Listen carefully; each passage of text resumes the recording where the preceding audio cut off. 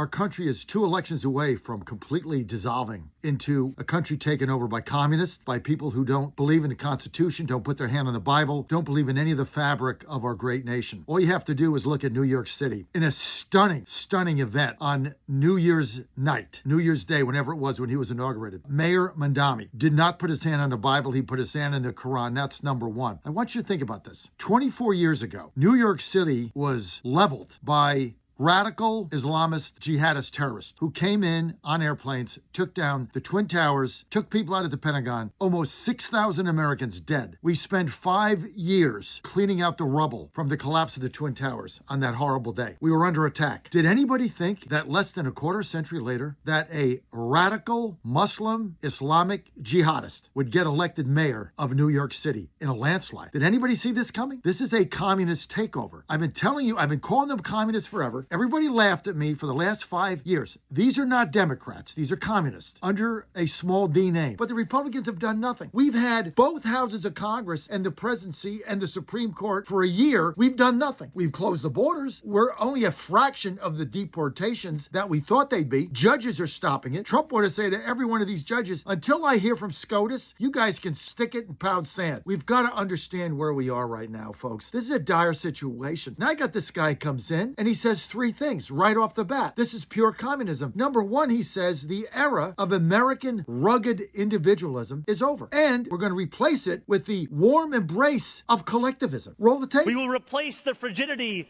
of rugged individualism with the warmth of collectivism.